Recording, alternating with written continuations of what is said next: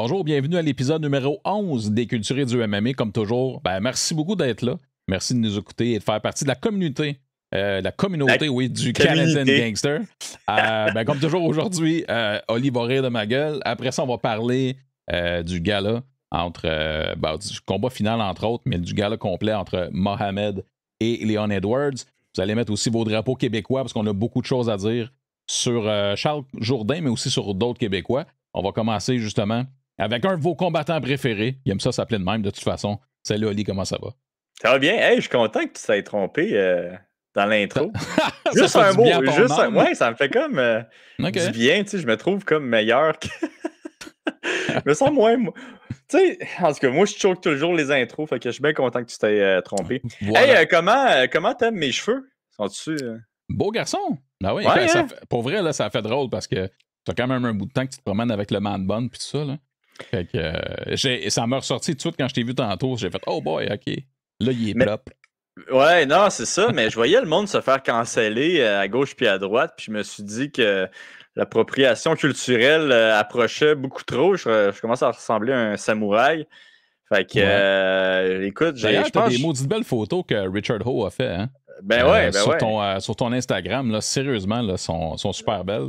Mais la portion samouraï est en arrêt de toi. Ouais, non, c'est ça. Mais parce que, tu sais, au cas où je voulais devenir président, premier ministre, ou je sais pas quoi, là. Qui est dans les plans, d'ailleurs. Qui est dans les plans, tu sais. Ouais. Tu sais, j'aimerais ça enlever ces photos-là, tu sais, pour pas que ça me retrouve quand je vais être rendu là. Quand je vais runner contre Laurent Duvernay-Tardif, là, tu sais. Ça va être tough. Mais ouais, non, c'est ça. Fait que je suis bien content d'avoir coupé mes cheveux. Ça faisait un petit bout là que ça me gossait. Fait que yes, je pense qu'on va arrêter de parler de mes cheveux. Là. Ouais. Sinon, toi, t'as une belle barbe, man. C'est hot. Hein? T'as une belle barbe, c'est nice. Mm-hmm. Elle est comme trimée. Ben oui, elle est pas mal toujours trimée, je te dirais, mais sais-tu quoi? C'est comme le pire sujet ever pour commencer un podcast de MMA. Écoute, tu me connais, là, tabarouette, là. Ouais, je sais, il faut que ça soit malaisant, awkward. Ben, on va commencer d'abord à parler de choses plus importantes que de tes cheveux puis de ma barbe. Là. On va parler de, je pense que t'as des Patreons à dire un petit ouais, t'as une chance que tu me l'as rappelé. OK, on a un nouveau stéroïde dealer en Mathieu d'Amour. Mathieu d'Amour, oh, c'est un beau petit nom, ça. Puis j'ai un nouveau gang member aussi, en Jean-Roch Dumont. Des noms faciles à dire. Pas mal content, ça fait un petit bout, là. Ouais, ça fait un petit bout que j'ai pas eu de nom difficile à dire.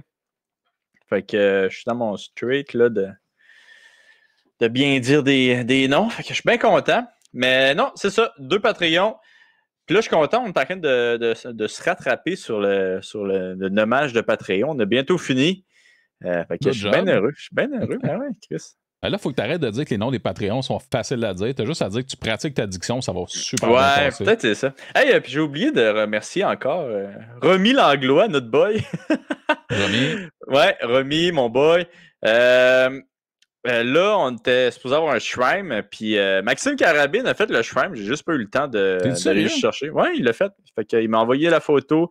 Ça va être bientôt en arrière. C'est juste que j'ai pas eu le temps d'y aller cette semaine. Là, j'étais pas mal occupé. Fait que je vais sûrement essayer d'y aller la semaine prochaine. Sacré Carabine, genre de voir ça. Ben oui, Carabine, tabarouette. Il est drôle. S'il me fait rire, là il appelle à toutes les... les émissions. Il appelle à toutes les émissions de radio. Il fait le show de notre boy Faber. À vrai dire, pas notre boy que je devrais dire, mais notre ennemi juré Faber. Ben oui. Puis non, je suis bien content qu'il ait trouvé sa place, ce bon il est bien sympathique en plus. Puis je pense que les gens le découvrent de plus en plus. C'est bien le fun. Ouais. Hey, on commence-tu à parler des événements d'en fin de semaine? Exactement. Fait qu'on va faire comme d'habitude. Je te propose la carte. On va remonter à partir du début parce qu'il y a eu des trucs intéressants. Pas mal plus que juste dans le même event. Je pense qu'on devrait commencer avec Charles Jourdain parce que tabarouette, on a de la pression, là. On va se faire crucifier si on parle pas de... Man, let's go. On parle avec Charles. On parle avec Charles. On vous a dit qu'on parlerait québécois aujourd'hui, là. Yes. Charles Jourdain, j'ai besoin de ton appréciation justement sur sa performance. Comment t'as aimé ça? Puis, écoute, dans l'ensemble, je pense qu'on a tout trippé, là, mais je vais avoir ton point de vue là-dessus. Ouais, non, un super bon combat. En fait, je sais pas pour toi, là, mais moi, je pense qu'il méritait le 50 000 Ah oui, pour, ben oui. pour le combat de la soirée, lui et son adversaire. On est-tu des homers pour penser ça, là? Moi, je le pense vraiment. Tu sais, c'est-tu...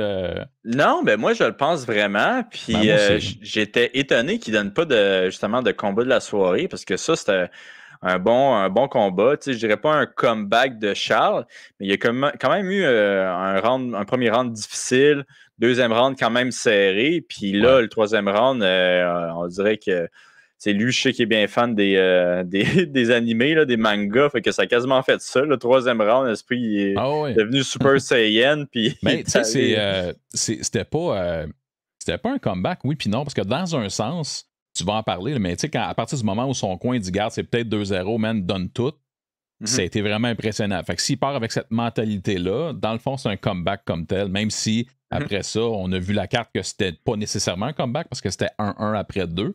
Mais ça, tu le sais pas rendu là. Ouais, puis tu sais, je sais pas c'était quoi ton impression, mais moi, le premier round, je le donnais à son adversaire. Puis je l'ai trouvé. Tu sais, on dirait qu'il y avait un petit peu de ring rust pour Charles. Puis là, j'étais comme, oh my God. C'est à cause de toutes les règles qu'il y a au Québec. Genre, il est comme putain habitué de se battre avec que du monde. Puis là, je me faisais des scénarios. Là, j'étais comme, fuck, ça se peut que ce soit ça. Ça se peut que son camp, ça a été difficile. Ça se peut qu'il y ait eu la pression aussi. Parce que, bon, veut pas, il était sur une nulle, je pense, puis une défaite. Fait que j'étais un petit peu stressé. Je le reconnaissais moyennement, tu sais. Puis là, le deuxième round, il s'est comme plus réveillé. Il était plus là, un round serré. Perso, je le donnais à Charles, même si c'était un round bien serré. Mais tu sais, il a fait des bonnes affaires. Puis on voyait aussi que son adversaire commençait à diminuer de tempo.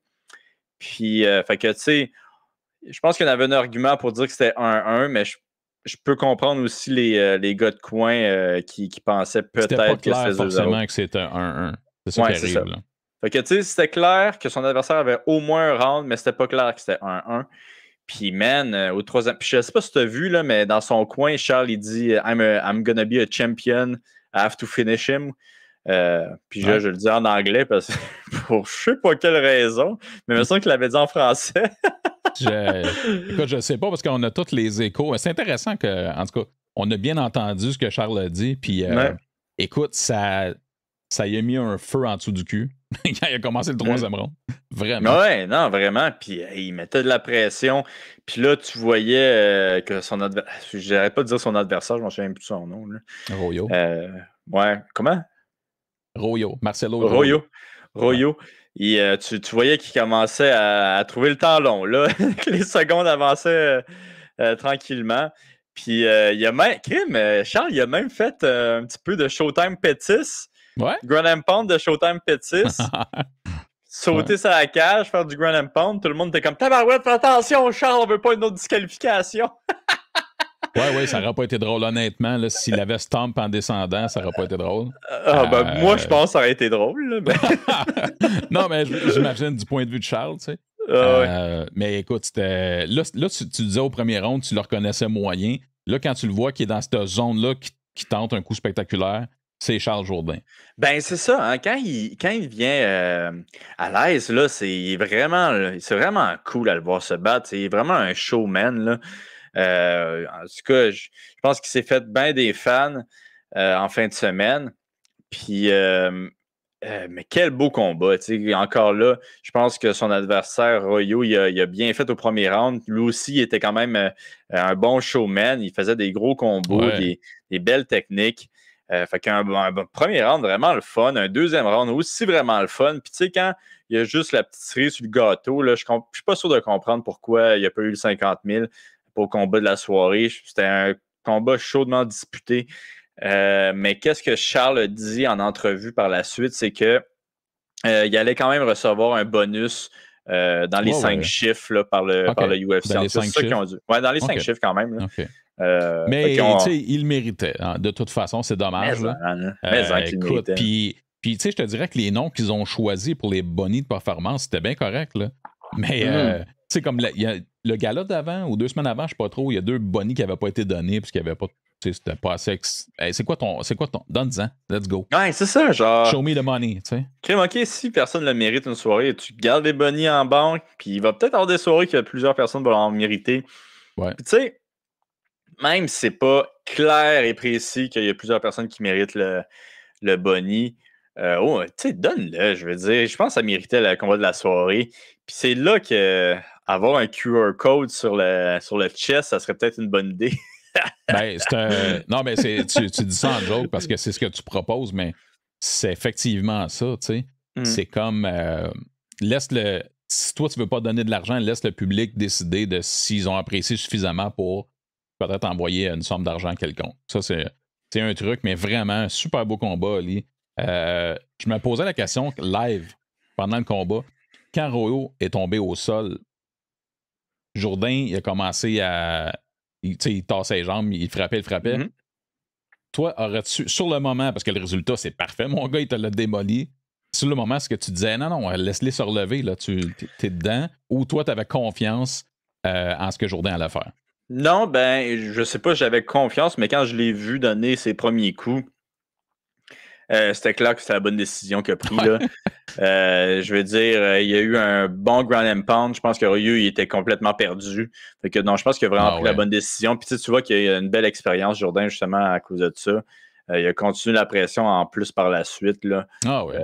C'est vraiment. Moi, je suis vraiment content parce qu'en plus, les autres Canadiens n'ont pas si bien fait cette soirée-là. Il était 3 Canadiens. Ça a été plus difficile. Puis tu sais, les 2 autres, malheureusement, ils se sont fait TKO. Mais Charles, il a gagné. Puis on a eu un autre Québécois avant aussi qui a gagné, qui était Eman Zahabi. Fait que, tu sais, ça fait du bien là, pour le MMA québécois. Ça faisait longtemps qu'on n'avait pas eu de victoire comme ça dans le MMA québécois. Fait que non, je suis vraiment content. Je suis très positif pour ce qui va arriver pour ces 2 athlètes-là dans le futur. Là.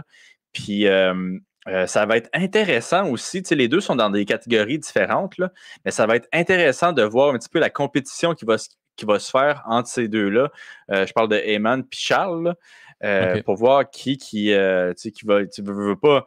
On est des athlètes, il y a toujours une compétition, mais qui va sortir le gros nom entre les 2 pour le MMA ça va québécois. Faire juste sortir le meilleur des 2 de toute façon. Ça va faire. Ouais. Et j'ajouterais même à ça, parce que je vais en parler un peu plus tard, mais il y en a d'autres qui poussent aussi, qui ne sont pas nécessairement dans l'UFC en ce moment. Crime qu'il y a des belles choses qui s'en viennent pour les Québécois et qui se passent en ce moment aussi. Ça, mon gars, ça fait du bien. Puis ben voilà, c'est ça, j'ai Charles Chapeau. C'était vraiment. Tu sais, c'est ça, c'est genre Charles.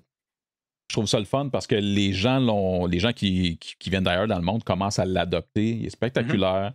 On le dit tout le temps, là, il a une belle gueule, il se présente bien, il est vendeur, c'est ce que l'UFC recherche et il est spectaculaire. Mais tu sais, pour ça, il faut que tu gagnes. Puis là, vois-tu, il est revenu dans la colonne des W's, fait que ça, c'est fantastique. Ouais, non, c'est ça. Ça va être vraiment cool de voir la progression de nos athlètes québécois. Là. Moi, je pense que je suis très, très négatif dans ça. J'ai l'impression que la prochaine génération, ça va prendre du temps. Mais c'est cool que, genre, présentement, il y en a. Knockout, hein, toi, tu le vois très noir. Là. Tu vois qu'il va y avoir un gap de quelques années. Là. Ouais, moi, je pense qu'il va y avoir un gros gap de quelques années. Mais pas juste à cause du lockout, mais aussi le fait que c'était interdit au Québec, le MMA amateur. Mais tu sais, là, on est en train de voir vraiment les derniers athlètes qui sont sortis, je dirais peut-être du MMA amateur puis du pro. Fait que je suis content de voir qu'ils vont bien performer. J'espère vraiment que la prochaine génération, ça va pas arriver comme je le dis, que ça va être plus rapide. Là. J'espère que tu vas avoir tort, ça c'est sûr. Ben, c'est ça. Moi, j'espère avoir tort. Tu as raison, il y a le monde amateur, mais il ne faut pas oublier que ça prend aussi une scène locale professionnelle stable et qui permet aux gens de se faire valoir. Ça, c'est super important. C'est pas toujours évident depuis quelques années non plus. Ouais, non, c'est exactement pourquoi je pense que ça va être difficile pour les athlètes québécois. Mais en tout cas, bien content d'avoir encore quelques noms qui vont, je pense, se démarquer pendant les prochaines années. Euh, c'est vraiment très cool à Vraiment. voir. Puis tous Ouais. ceux qui poussent, mais crème, lâchez pas, tu sais, je veux dire. Ah, ben oui, tout à fait. Faut pas. C'est un temps là, pas évident. C'est pas évident pour les professionnels comme toi et les autres, mais c'est pas évident pour peut-être ceux qui ont des rêves de s'y rendre. Là. Ben, c'est Juste. encore pire pour eux autres, tu sais. Je veux Ouais. dire, Ouais. je connais beaucoup de jeunes super bons, super talentueux, que malheureusement, ils ne peuvent pas se trouver de combat. Puis qu'eux autres, s'ils se trouvent des combats, ça va être soit aux États-Unis ou ailleurs au Canada. Puis souvent qu'ils vont se battre, ça va être à perte, dans le sens qu'ils vont perdre de Ça l'argent n'a pas pour de se battre, sens. tu sais. Ben oui. Ouais. Fait que, tu sais, c'est tough pour les athlètes professionnels de MMA. Je veux dire, ils ne gagnent pas la grosse pièce. Puis souvent, si tu te fais appeler de l'extérieur de la province, c'est pour que tu perdes. Tu sais, Ah ouais, c'est ça. ils veulent faire gagner leur athlète. Fait que, tu sais, c'est compliqué pour les athlètes québécois de bien performer. Tu sais, il faut quasiment que tu donnes des performances moyennes pour pas trop impressionner le monde, tu sais, pour que justement qu'ils t'appellent puis qu'ils disent OK, là, je pense que tu as Il est à leur battable. champion. Ouais, il est battu à leur petit champion qui vend plein de billets. Ouais, ouais. Ben, qui vendait des billets. Ouais, ouais, tu vas être capable de le battre, tu sais, puis que finalement, c'est une surprise, là. Mais tu sais, on a eu beaucoup d'exemples. Ben, je pense que je suis une bonne exemple, moi, quand j'avais de la misère à trouver des combats ici au Québec. Mais Mandel, qu'à un moment donné, c'était comme Mandel Nalo, que c'était quasiment impossible de trouver un combat pour lui. Personne de l'extérieur voulait l'appeler, puis personne voulait. Il n'y avait aucune ligue ici au Québec qui faisait battre les combattants. Fait que c'était quasiment impossible pour lui de justement compétitionner. Là. Puis, tu sais, c'est comme ça avec plusieurs athlètes au Québec. Il y a aussi Louis Sanodakis qui était comme ça. Fait que, tu sais, c'est compliqué. C'est des gars que peut-être qui vendent un petit peu moins de billets ici au Québec. Fait que les promoteurs, souvent, ils les poussaient pas. Puis ils sont trop bons pour aller à l'extérieur parce que personne ne veut se battre avec eux autres. C'est ça qui est dommage, c'est que tu es dépendant des promoteurs. Tu sais, si tu es bon au hockey, il n'y a personne qui va t'empêcher de jouer. C'est sûr que tu vas progresser, qu'on va te voir. Dans le cas des sports de combat, c'est pas toujours évident. Tu sais. Je pense qu'en boxe, il y a toujours un remplaçant quelque part. Là. C'est un peu différent, mais c'est dur à se vendre pareil. C'est pas plus simple. Mais c'est ça, c'est étonnant qu'en boxe, ça soit vraiment. Ben, je pense que c'est comment c'est fait pour faire de l'argent pour un promoteur en boxe, c'est différent des combattants de MMA. Je pense que vraiment les combattants en tout cas, ça se peut que je me trompe, là, vous pouvez me corriger si je le fais. Là. Mais l'impression que j'ai, c'est que les promoteurs d'événements de MMA ils vont faire du cash avec les billets vendus, tandis que les promoteurs de boxe, souvent, ils vont faire des événements à perte pour qu'un de leurs combattants deviennent un gros nom. Puis par la suite, ils vont aller chercher une partie de leur bourse quand ils vont devenir des stars. Tu sais. Euh, à mon souvenir, c'est ça que quelqu'un m'avait dit dans le monde de la boxe. Là. Peut-être que je me trompe. Là, Ça, encore c'est là. pratique commune. Là. C'est comme. C'est pas forcément un cas isolé. C'est genre assez commun, ce que tu dis. Ouais, non, c'est ça. En tout cas, c'est ça que j'avais compris. Là, vraiment, le but, c'est qu'un de leurs combattants se démarque, puis ce combattant-là aille faire un gros combat. Puis là, le promoteur va pouvoir avoir un pourcentage justement de cette bourse-là, de ce gros combat-là, vu que bon, les bourses Ouais. de boxe, c'est pas la même chose que les bourses de MMA. Là. Fait que, tu sais, juste un gros combat pour un combattant, ça peut faire toute la différence. Là. Mais écoute, d'abord, là, tant qu'à être là, mon lit, ce qu'on va faire, c'est qu'on va mettre l'UFC de côté pour 2 secondes, puis on va continuer à parler des Québécois. On est sur une super bonne lancée. Puis, Crime, il faut en parler. La semaine passée, à CFFC, Johan Lennes s'est battu contre Troy Green, qui est un combattant invaincu jusque-là, tout comme Johan. Et Johan est allé chercher une décision. Et voilà, il est rendu 6-0 maintenant. Son prochain combat, probablement pour le titre. Ou en tout cas, on s'en va vers ces eaux-là. Super fier. Johan qui, de plus en plus, là, même chose, se fait découvrir par les gens d'ici, mais il se fait un nom aussi à Philadelphie dans cette promotion-là. Ouais, ben, j'ai quasiment l'impression qu'il se fait plus un nom à Philadelphie. Là. Ouais. Ici, on n'a pas vraiment parlé beaucoup, sauf vraiment dans peut-être les pages Facebook un petit peu plus nichées, comme La Voix des Guerriers puis notre boy Faber, notre ennemi Faber. Puis, tu sais, je pense que nous aussi, on l'a dit. Là. Ben, je sais même pas si on l'a dit. Mais on va le recevoir. On va le recevoir prochainement. Là. Ouais, c'est sûr. Ouais, Puis on belle... aime bien y parler aussi. Super sympathique. Ouais, super sympathique. Puis, tu sais, c'est un personnage. Là. Moi, je l'aime beaucoup. Clairement.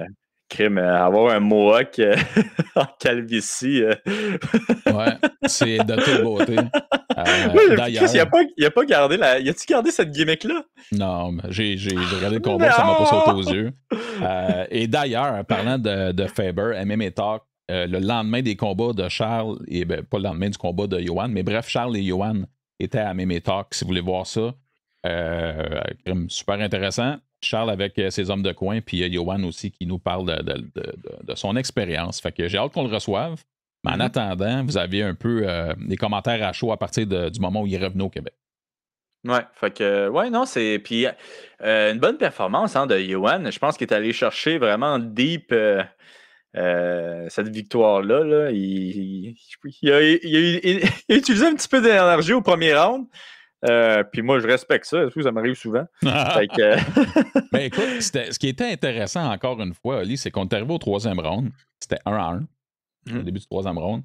Puis clairement, Green était plus en forme encore, plus frais que Johan. Mais Johan a tout donné à un point tel où il a failli soumettre aussi Green. Ouais. Puis écoute, j'étais sûr que le choke était synced in. Mais tu sais, des fois, l'angle de caméra ou peu importe, c'est pas arrivé. Mais il y a vraiment. Toute la deuxième portion du troisième round a été complètement Johan. Puis c'était sans équivoque sa victoire à ce moment-là. Ouais. Non, je suis bien content pour lui. Puis tu sais, comme tu dis, là, le prochain combat, ça va être sûrement pour la ceinture. Là. Fait qu'on espère que ça va être pour la ceinture. Ouais. Ou, qui sait, ça se peut qu'il reçoive un appel. On le sait pas. Ben, ça, c'est pas impossible. En même temps, ce que j'aime de Johan, c'est qu'il y a une lucidité derrière ça où je pense que lui-même avoue, en fait, il dit, je pense que j'aurais besoin d'un autre combat. Je pense que ça me. Qu'il n'est pas pressé. Puis, c'est pas un kid non plus, là. Mais écoute, tu reçois un appel, ça change les données, tu vas me dire. Là. Ben, écoute, je suis d'accord avec Johan, mais comme tu dis, si tu reçois l'appel, souvent ça change les données. Là. Je le vois mal dire à Dana White. Je vais attendre. Attends un peu, mon Dan.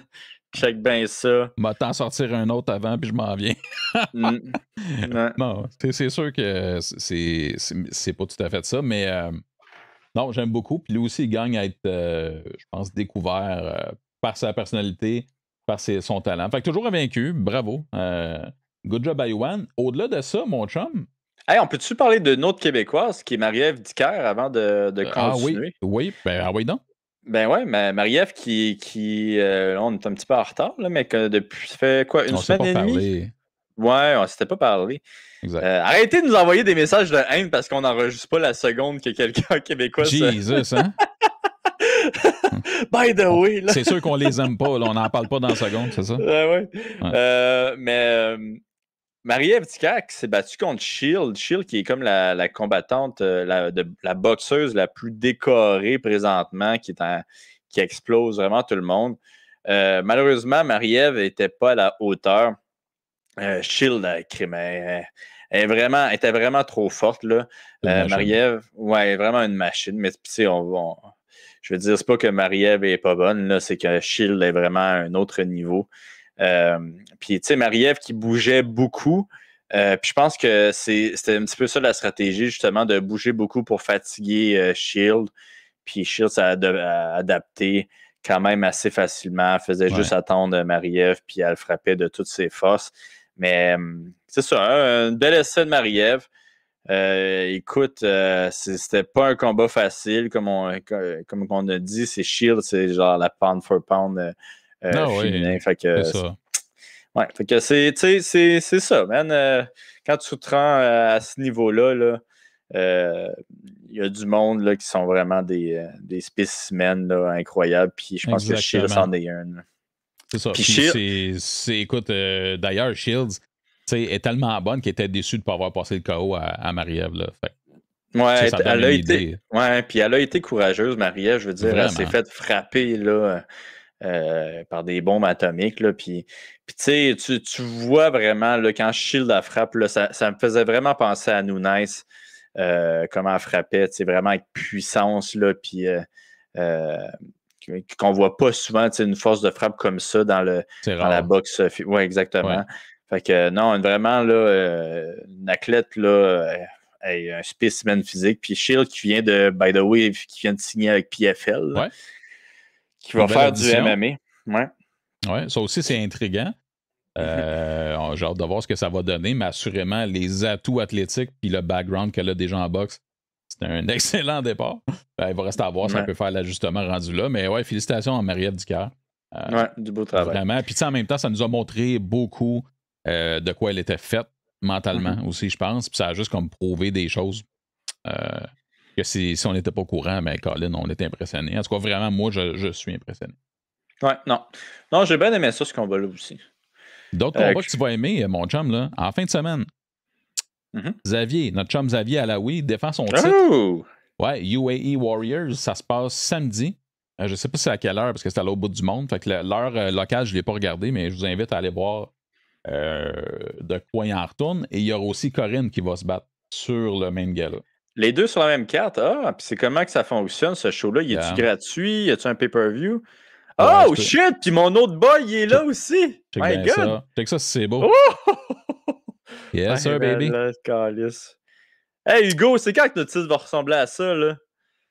Ah, ben, mais on n'a pas d'image, on n'a pas rien de ça. T'aimerais pas ça, là? Check, genre moi en avant, toi sur le côté. Moi, j'aimerais ça, là, toi en avant, moi pas là. C'est pas mal de même que je le vois. Mais oui, mais j'ai vraiment hâte de voir Xavier défendre son titre. Et puis, ben, c'est ça. Fait que dans le fond, son adversaire est 15-2, je pense. OK. Ben, je pense qu'il y a eu un petit fuck avec ce gars-là. Non, à un moment donné, il n'y a pas une vidéo. C'est lui qui est Xavier. Qui nous avait parlé la dernière fois qu'on l'avait eu au podcast. Ben non, ben, il y a vraiment une vidéo Xavier, là, que genre, il y a un gars qui a gagné. Là, il gagne le combat. Puis là, genre, les personnes là-bas sont comme, OK, ton prochain adversaire, c'est Xavier. Puis là, Xavier, il arrive sur le ring. Il pousse le monde. Ah ouais? Il passe proche de se battre avec. J'ai manqué ça. J'ai vraiment manqué ça. Xavier, là, c'est vraiment là, c'est un autre bon showman. Esprit, tu sais, t'es comme... ça, hein? Hey, ça fait vraiment le WWE, c'est parfait. Ah, mais puis d'ailleurs, si vous n'avez pas vu le podcast qu'on a fait il y a, je sais pas, 2-3 mois avec Xavier, allez le regarder. Vous allez comprendre ce qu'on veut dire par genre, il est très WWE, là. Il est vraiment, vraiment drôle. Puis, ça en a un autre que le bagou, mon gars. C'est vendeur à côté. Fait que, ouais. Mais, puis, tu sais, ici au Québec, on ne tripe pas tant que ça. Personnage comme ça, là, mais aux États-Unis, ils capotent là-dessus. Puis, tu sais, moi, tu le sais, je capote là-dessus aussi. Là. C'est clair. Fait que, non, j'ai bien hâte de voir Xavier se battre. Puis, je me demande s'il va. Il va encore couper tout le monde pour les N-Rap. Je sais pas. Ça, c'était drôle. C'est vraiment drôle. Mais c'est ce pour ceux genre qui de savent gars-là. pas de quoi je parle, là, allez voir le podcast encore. Ouais. C'est les anecdotes à Xavier. On pourrait avoir un segment là-dessus à Twistman, je pense. C'était vraiment bon. Puis là, lui puis Jonathan Meunier, là, on pourrait avoir... Ben oui. Non, mais même petit sprinkle de claveau, là, c'est parfait. Là. En passant, j'ai parlé à Jonathan dernièrement... par Zoom, je ne l'ai pas vu en personne. OK. Puis il a gagné sa cause en cours. Là. Ah ouais? Ouais. Fait que qu'est-ce que encore là, à son dernier podcast, il nous avait parlé qu'il s'était fait attaquer chez lui. Avec là, un gun? Avec un gun. Écoute, vous irez écouter ça si vous ne l'avez pas écouté aussi, là. Mais il s'était fait attaquer par quelqu'un qui était entré chez lui par infraction, puis que finalement, lui avait pété à la gueule à ce gars-là. Puis là, il allait en cours, justement, parce qu'il avait pété à la gueule à ce gars-là. Puis ben, finalement, il a gagné. Fait que tout finit bien dans cette histoire-là. Fait que Jonathan est heureux, tout va bien. Puis tu sais, est-ce que ça me fait rire, genre... Mais là, j'ai un petit peu des préjugés, là. Mais, tu sais, il dit, vraiment un gros merci à mon avocat de m'avoir aidé à gagner cette cause-là. Puis tu vois son avocat avec le bras, c'est tout en tatou. J'étais comme ça, j'en veux un avocat de même, moi, mec. Il est magique, Meunier. Meunier, là, lui puis Xavier, là. Mouah! Comme un petit biscuit. Ah ouais. J'en prendrais à chaque jour. Ouais, c'est à chaque jour. Ben, comment ça, on n'a pas des segments une fois de temps en temps avec ces gars-là? Faudrait. Ouais, 2 minutes à Meunier, là. 2 minutes à Xavier. Non, mais il faudrait faire des petits segments là, avec ces deux gars-là là, qui vous viennent une fois de temps en temps. Juste 5 minutes, OK? Juste nous conter une histoire. Random. Bon, random, là. 5 minutes. 5 minutes par podcast, ils viennent, ils nous content une histoire, puis ils décalissent, puis on est comme, ouais, nos vies sont plates, hein? Ouais, exactement. Quand on s'en reparlera, ça serait drôle. Ça serait bon. Ouais. All right. Puis, comme je disais, Corinne se bat contre Malin Hermansson, que je ne connais pas, une Suédoise, qui est 5-2, 5-4, je ne sais plus trop. Fait que j'espère que ça va bien se passer pour les deux.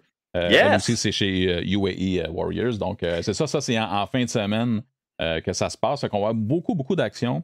Let's go, Corinne. La semaine d'après, Barrio va se battre contre Abu Azaitar.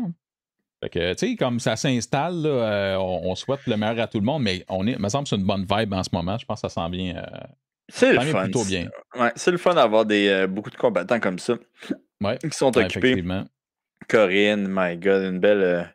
Un beau futur aussi pour Corinne. Là, fait que j'ai bien hâte de voir ça. Puis Barrio, my God, si. Yes. Ouais, Marc-André, man. J'ai hâte de le voir. C'est lui qui va ouvrir justement les hostilités là, à l'UFC 261. 60. Mais Marc-André qui s'entraîne en Floride, là, présentement, je pense, en plus. Là, fait que je pense qu'il s'entraîne à la même place que Rory. À moins que je me trompe. Ouais. Bon, c'est ça. J'ai ri de toi au début. Puis là, hein? Dans ta face. Payback. Ouais, fait que non, bien content qu'il y ait plusieurs Québécois qui vont se battre. Mais, hey, on s'en va dans la carte là, qui a eu lieu la semaine dernière. Premier combat. D'ailleurs, tu me le dis, là, si t'as pas gardé les premiers combats ou ça, c'était peut-être pas le gars-là que t'avais le plus d'intérêt à voir. Je sais pas si t'as vu Semmelsberger contre Witt. Non. Ça a duré 16 secondes. Non, ça a duré 16 secondes. Oui, ok, oui, je l'ai vu. That's it. Mais je pensais que ce Mohawk-là allait plus attirer mon attention, mais finalement, oui, je l'ai vu. Juste que je savais même pas que c'était eux autres. Ouais, je l'ai vu. Ça a duré pas longtemps. Ça a fait partie d'un des combats rapides de la soirée. Puis ça, c'est un de ceux qui a volé le bonus à Charles. Oui. Il était dans les bourses à ce moment-là. Écoute, je remonte la carte. Évidemment, je veux qu'on parle de Nasrat. Oui, Nasrat qui m'a stressé aussi au premier round. Premier round, j'étais comme, oh mon Dieu, est-ce que lui aussi n'a pas eu de camp? Puis finalement, tu sais, mais Nasrat, il se bat souvent comme ça. Il perd souvent le premier round dans ses combats au UFC. En tout cas, dans les combats qu'il a fait dans l'UFC, il perd extrêmement souvent le premier round. Il n'est pas super actif au premier round.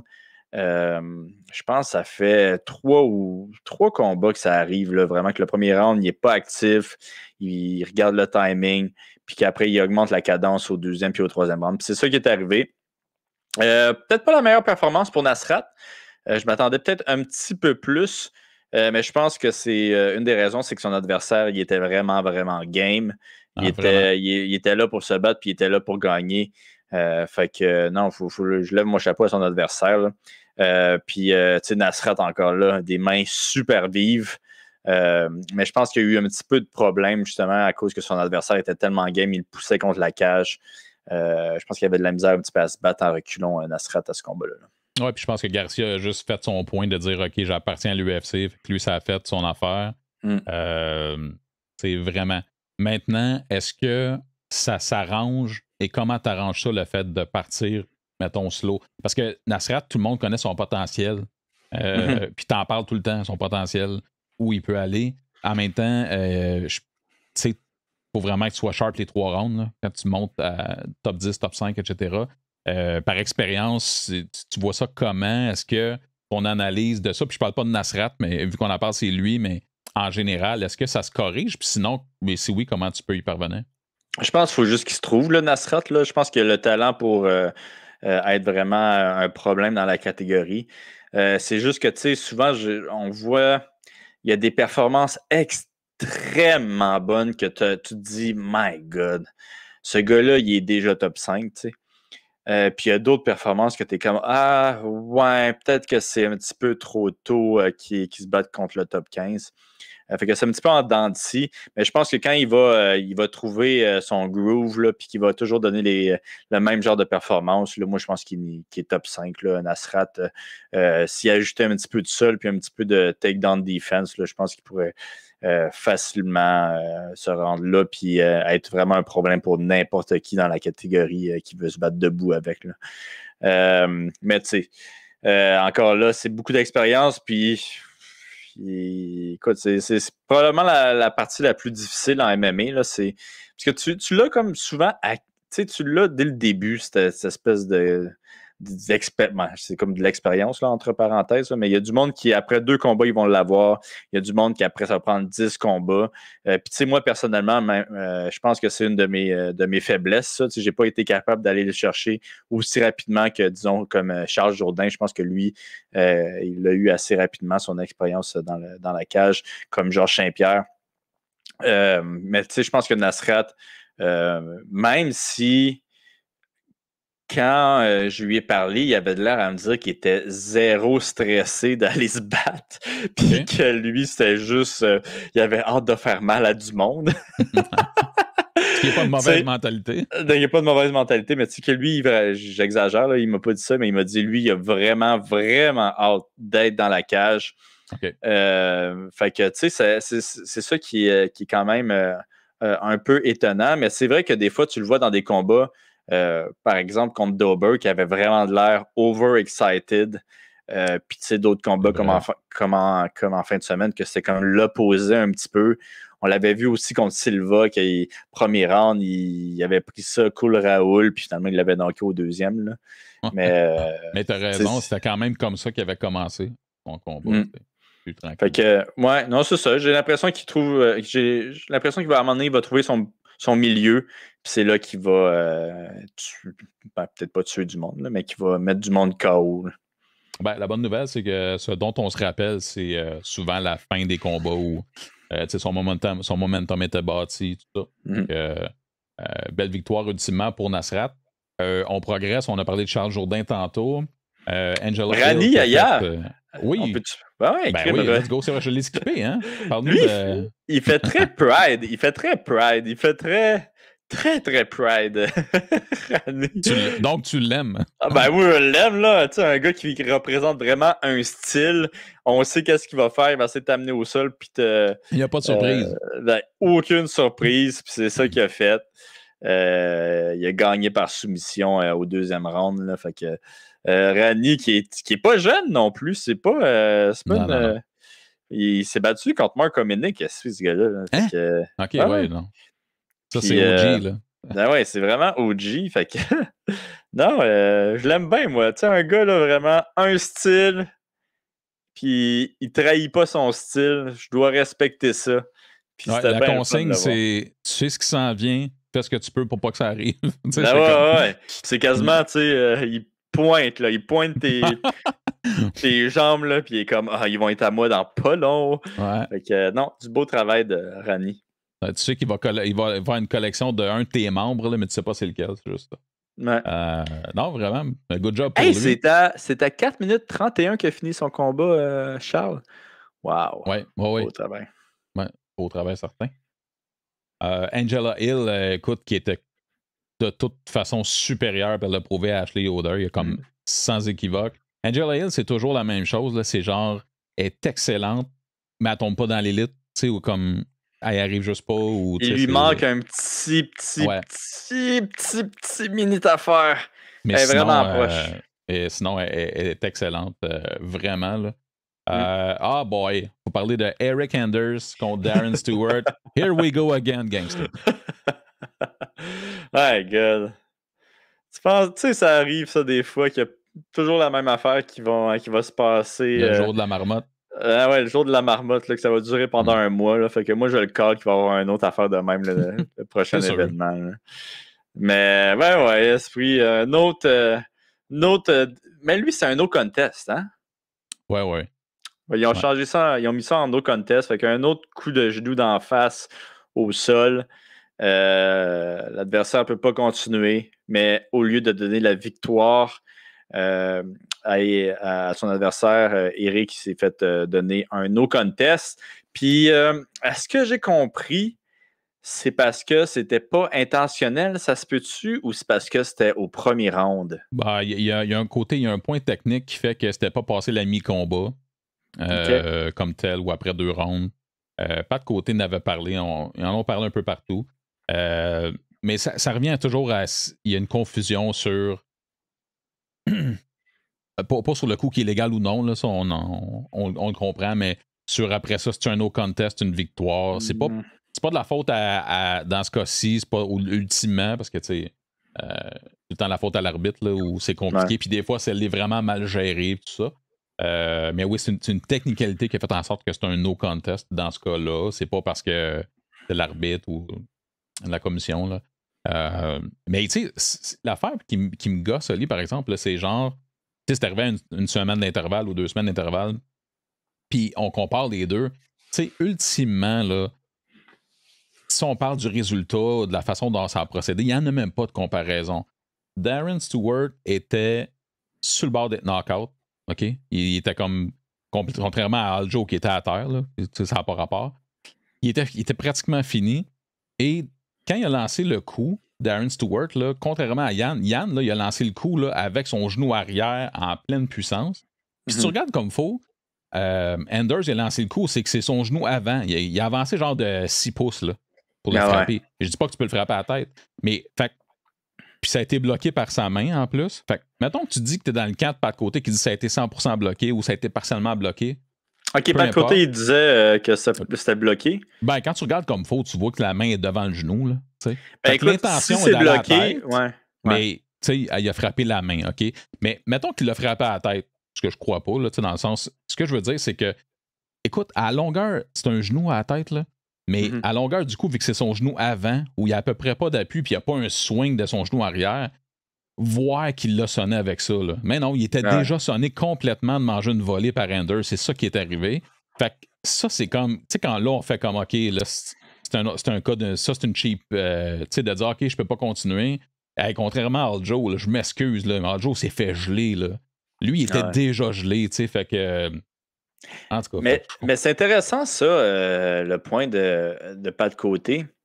Ben parce que, tu sais, théoriquement, les règles disent qu'il faut que tu touches la tête pour être disqualifié. Parce que si tu touches pas la tête, même si ton intention c'est de le frapper à la tête, tu touches pas, tu n'es pas supposé avoir de problème. C'est arrivé dans le passé, Ali, où il y a eu un soccer kick qui a passé à ça de la tête de quelqu'un. Tu parles-tu de Victor Belfort contre John Jones? Entre autres. Mais ça c'est comme... Mais il n'a pas touché, donc il n'y a pas de faute. Fait qu'il n'y a pas de faute, mais par exemple, c'est là que je veux amener un autre point. Mais si tu le bloques à 100% le coup, est-ce que tu devrais être disqualifié quand même? Mais là, même si tu le bloques à 100%, mais l'impact sur ton bras te revole d'en face, puis ça te... C'est ce qui est arrivé avec Stewart. Fait que, tu sais, tellement l'impact est gros que tu veux pas, tu es quand même affecté par ça. Même si tu le bloquais à 100%, tu peux avoir quand même un désavantage. Tu sais, mais c'est quand même compliqué comme question. OK, il y a bien ça. On va le mettre dans le contexte parce que moi, je suis fatigué avec ça, là, mais c'était avec son genou avant, c'est sûr qu'il l'a pas sonné avec ça. Là. Mais prends, mettons, le coup de Yann. Disons qu'Aljo lève sa main avec la puissance du coup de Yann, puis ça lui tape dans la face. Là.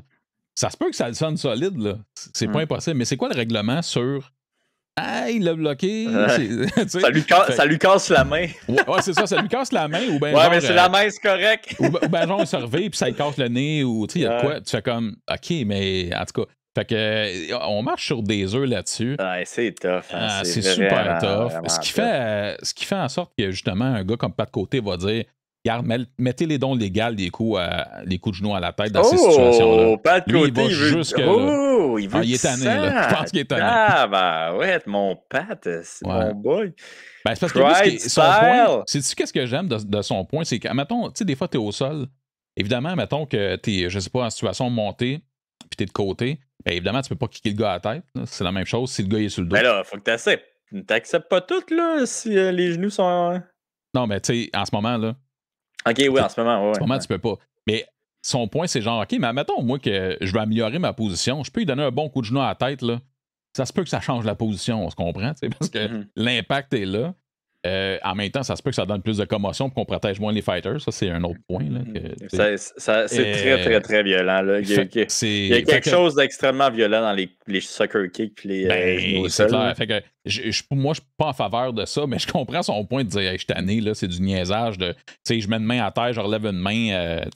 Bon, là, c'était pas le cas dans ces deux scénarios-là, mais ça existe, la fameuse le main, je lève la terre, etc., pour essayer de baiter ton adversaire à faire une faute illégale à ce moment-là. Mais lui, son point, c'était genre, OK, on pourrait améliorer les positions. Puis regarde, si je peux te frapper à la tête, là, tu vas pas. Tu vas te défendre, tu vas bouger, tu vas essayer des affaires. En même temps, c'est ça. C'est très, là, 20 ans. Là.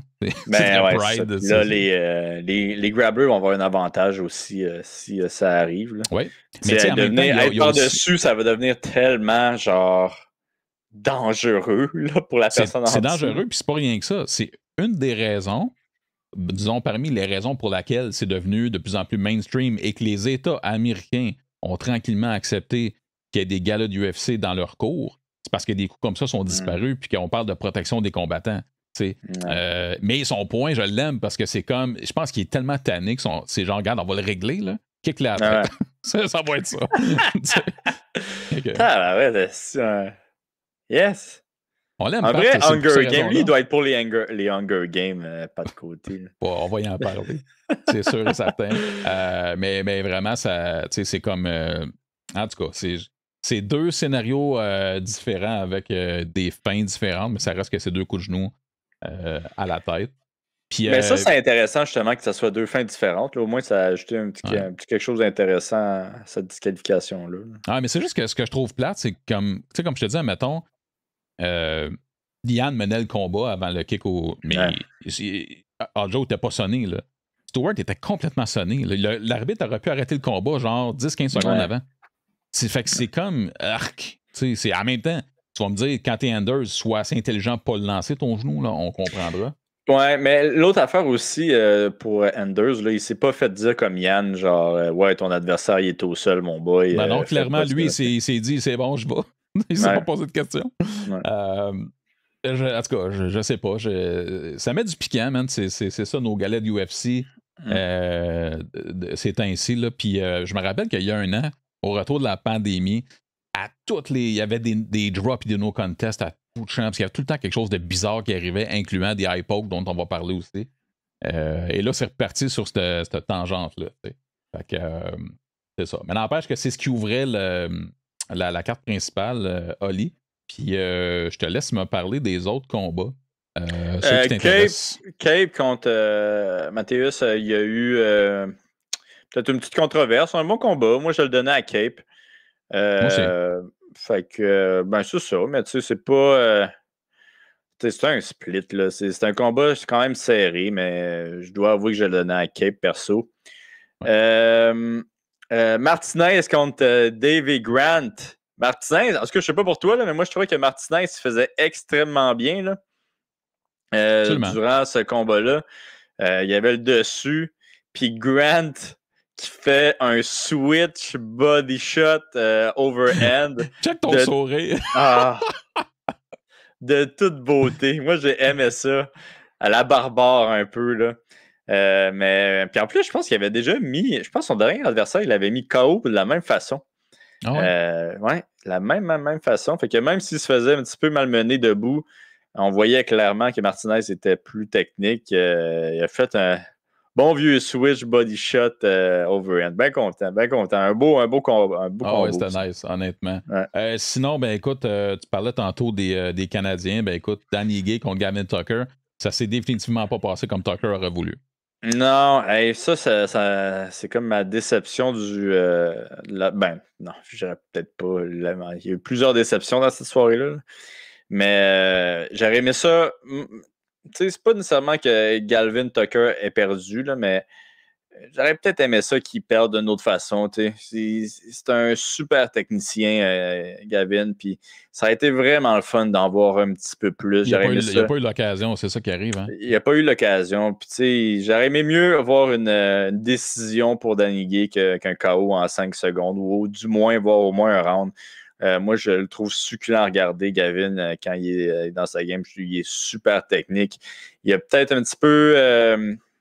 Il est allé un petit peu fort, peut-être au début. Un petit peu trop fort au début. Je pense qu'il voulait se faire respecter dès le début. Puis, il est rentré dedans. Ouais. Et il est rentré dedans. Puis, ironiquement, d'habitude, c'est Danny Gay qui fait ça. Puis, Danny Gay, il est allé. C'est tellement vrai. Droit, puis court. Puis c'est ça qui l'a touché en premier. C'est lui qui a touché Gavin en premier, puis ça s'est fini comme ça. Super rapide, je pense. C'est dommage parce que Danny Gay, c'est un beau trophée de chasse. Là. Si jamais il avait pu tirer son épingle du jeu, remporter ce combat-là, Danny Gay a été top 5 à un moment donné, je pense. Fait que c'est ça. Mais c'est sûr qu'un KO en 22 secondes, tu sais, je sais pas comment tu peux l'interpréter. Tu peux dire, bon, ben, OK, c'est un KO, c'est un flash KO, là, c'est correct. Le prochain combat, il va se reprendre, mais c'est dur à avaler, j'imagine. Ouais, non, ça va être tough. Puis, tu sais, Danny Gay, il est super dangereux le premier round. Puis, il l'a montré encore une fois, là. Bon, écoute, moi, j'aurais aimé ça avoir un petit peu plus long à ce combat-là. Mais c'est le MMA. C'est le MMA. Ouais, c'est ça. Ça arrive des fois en ta faveur, puis des fois pas. Hey, sinon, ben écoute, moi, j'avais pris Cirkunov par soumission dans le pool. Même pas proche. Non. Écoute,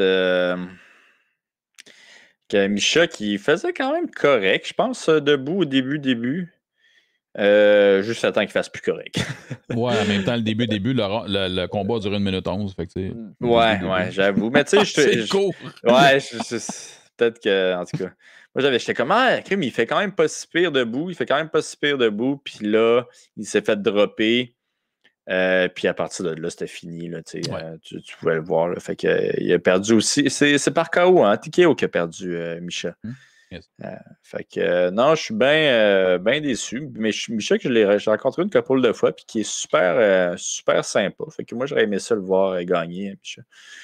Ne serait-ce pour parce qu'il est sympathique. Là. OK. Puis, écoute, ça s'est pas passé de même. Tu sais, Ryan Spence, c'est un combattant que, en co-main event, je trouvais ça mince. Là. Ouais, c'est un combat comme co-main event. Ouais, c'est vrai. Ouais, et c'est moyen. Si là, tu vas nous envoyer, mon gars, vers le main event de la soirée, qui était déjà le main event qu'on voulait pas en partant, c'est-à-dire que ça devait être le fameux Hamzat Chimaev qui devait se battre contre Edwards. C'est pas le cas. Fait qu'on s'est dit, ben parfait. Belal, lui qui a le call, il est heureux parce que, tu sais, c'est sa chance de progresser parmi l'élite. Ça. Et là, ça a tourné au cauchemar. Vite fait. Ouais, ben écoute, premièrement, le premier round était pas mal one-sided. Oh, ouais, définitivement. Léon était trop bon, là, techniquement, tactiquement. Ce qui est bon, hein? Hey, moi, Léon, là, il me fait capoter. Léon, là. Il me fait vraiment capoter. Je trouve qu'il techniquement, là, c'est probablement un des plus avancés. Là. Puis, tu sais, je pense que je l'ai déjà dit dans le passé, mais pour le battre, il va falloir un spécialiste. Sinon, il va être vraiment difficile à battre. Puis, tu sais, je pense que les meilleurs spécialistes pour le battre, ça va être les lutteurs. OK. Parce qu'il est complet partout, puis il est extrêmement technique partout, mais je pense qu'un gros spécialiste de lutte pourrait stopper l'action, puis vraiment le grinder. Mais sinon, moi, je le trouve meilleur que tout le monde dans les 170. Mais on n'a même pas la chance de le voir se battre. Hein. Puis on n'a même pas la chance de se voir se battre. Mais tu sais, je pense que Usman le battrait, potentiellement Kobe. Mais même si techniquement il est meilleur que les autres, je pense que les deux, ils pourraient le battre justement en le grindant. Là. Mais c'est toujours. Moi, j'ai toujours du fun à regarder Léon. Là. Il y a comme une petite étincelle qui me fait capoter.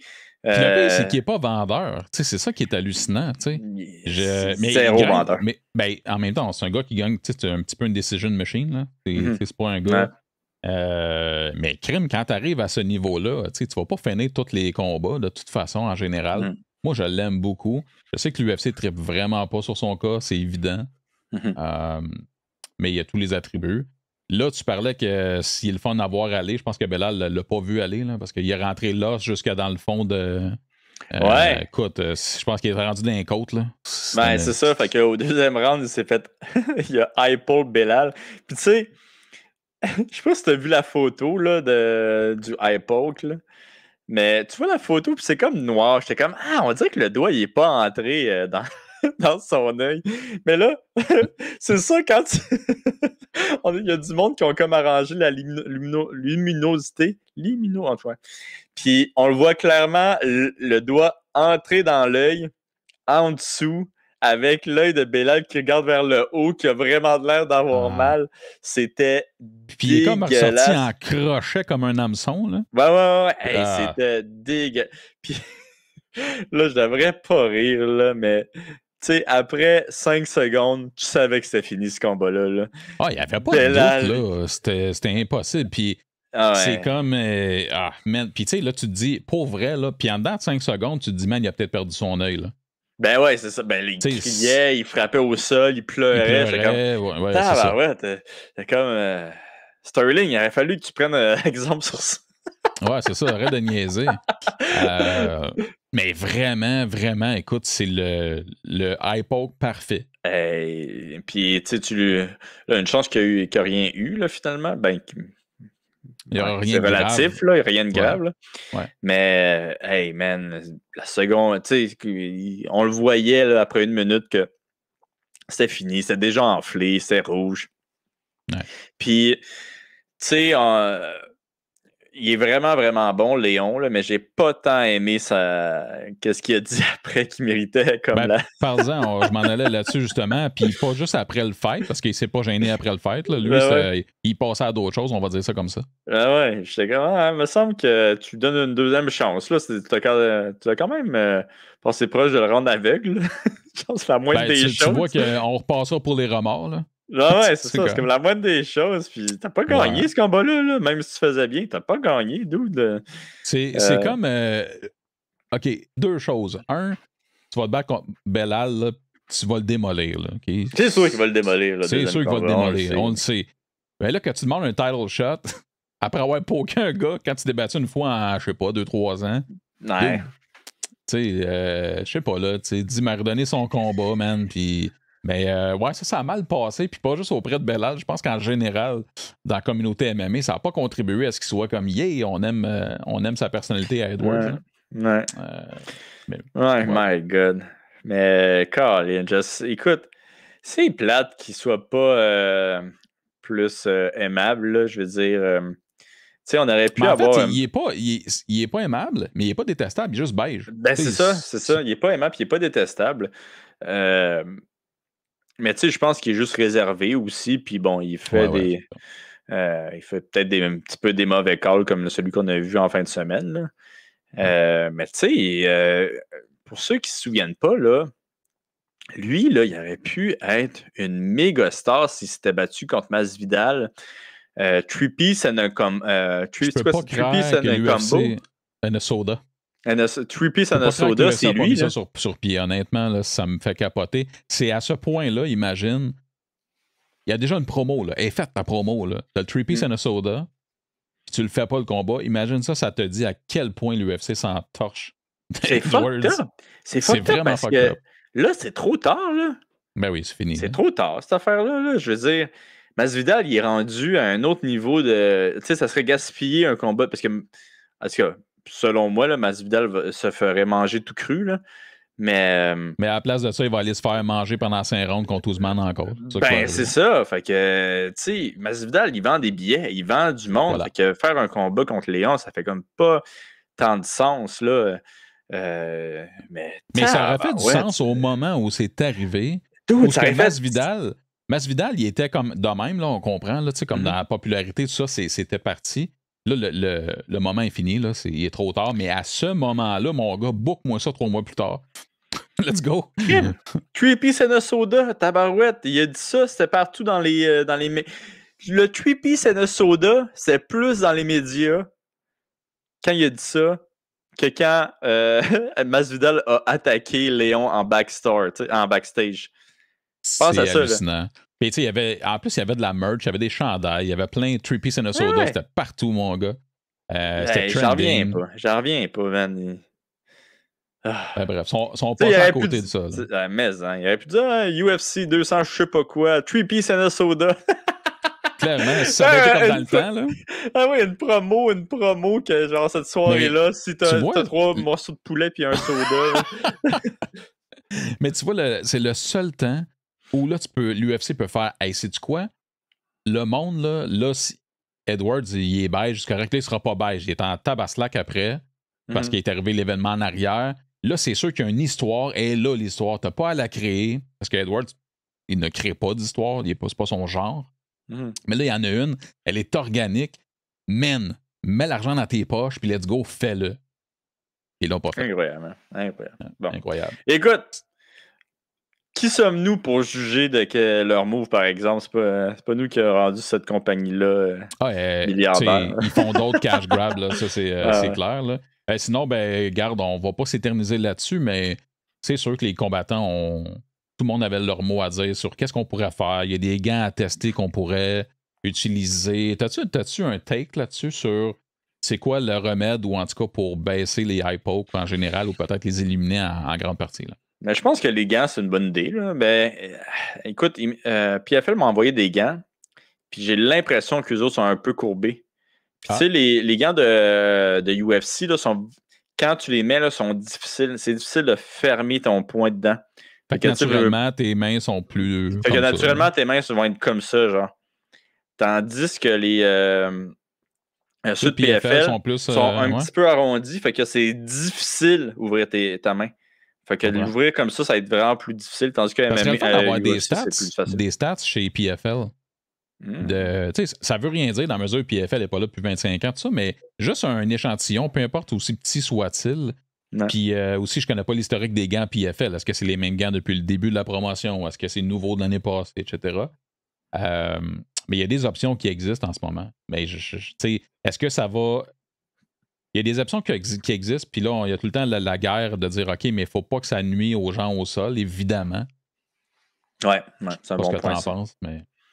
Ouais, c'est ça, tu veux... PFL, je les aimais bien, tu sais, tu pouvais pas nécessairement, vraiment mettre tes mains comme ça, mais tu pouvais quand même attraper facilement, là. Fait que moi, je les aime bien, là, ceux de PFL. Okay. Je pense que je les aime mieux, en fait, que ceux du UFC. Okay. Mais je pense que c'était Bellator qui avait commencé ça, à mon souvenir, des gants un petit peu courbés. Là.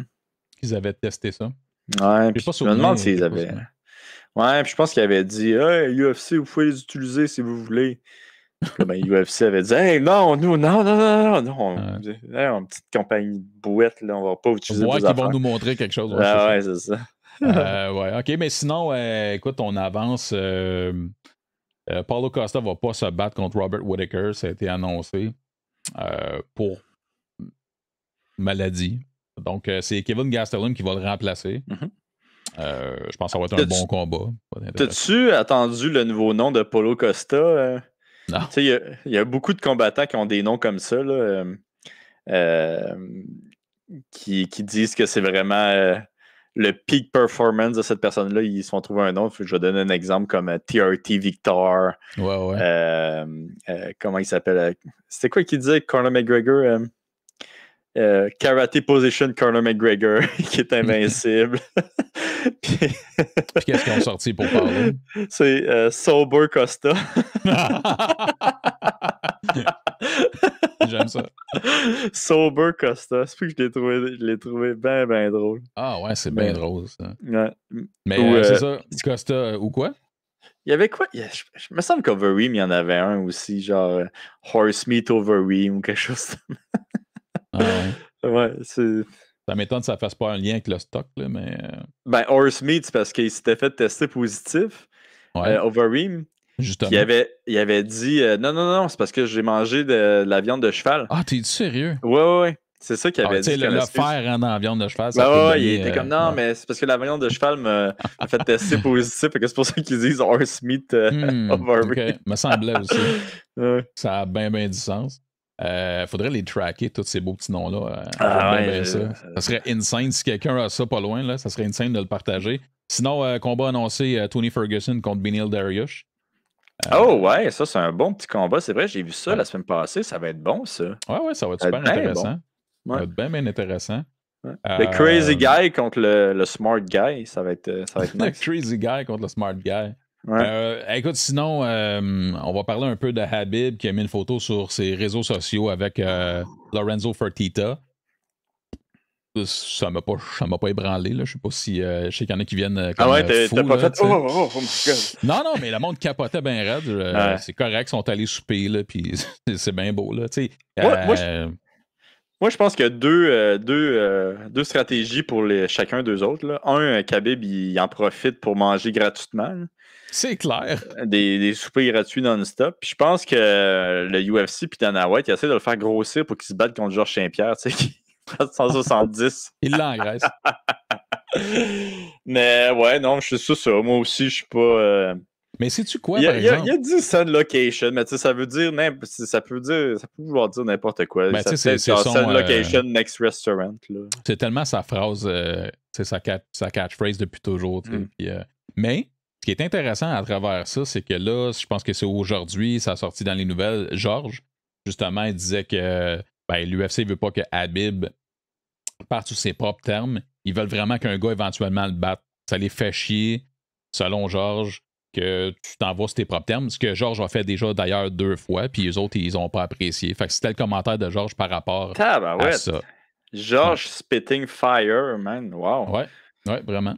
Puis, by the way, j'apprécie pas tant la photo de Georges. Là. Maintenant, il devrait juste avoir des photos de ouais, exactement. Je le savais.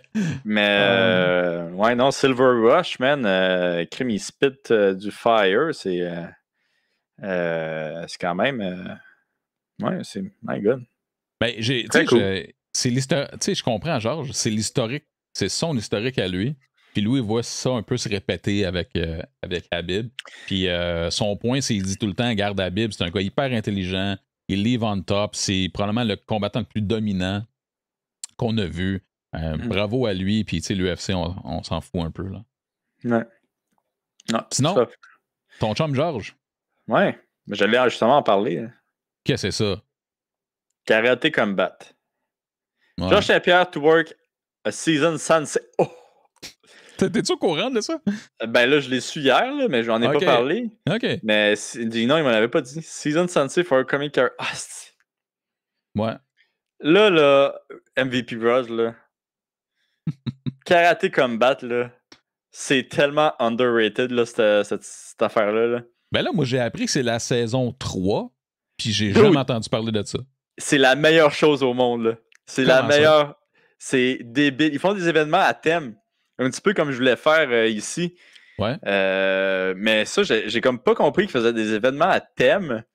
Mais un de leurs événements, c'est comme si c'était en haut d'un building. Puis moi, je pensais que c'était vraiment en haut d'un building. OK.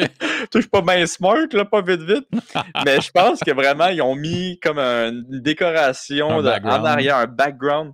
Puis tu sais, moi, je trouvais ça malade, là. C'est comme sont alentour d'un carré. J'espère qu'en plus que je parle de la bonne ligue, là. Mais ils sont comme alentour d'un carré. Puis le monde était en costard. Moi, je trouvais ça débile mental. Là. Okay, mais y avait-tu du monde qui faisait du karaté là-dedans? Là? Ben oui, le monde se battait au milieu. Là. Mais tu sais, c'est comme du karaté, du combat karaté. Là. C'est pas. C'est différent, là, je te dirais. Là, ça ressemble un peu à du MMA, mais il n'y a pas de sol. Il y a des takedowns, à mon souvenir. Je pense que. C'est ça, effectivement. À mon souvenir, là, mais ça, je suis pas sûr, OK? J'espère que c'est la bonne ligue que je parle. Là.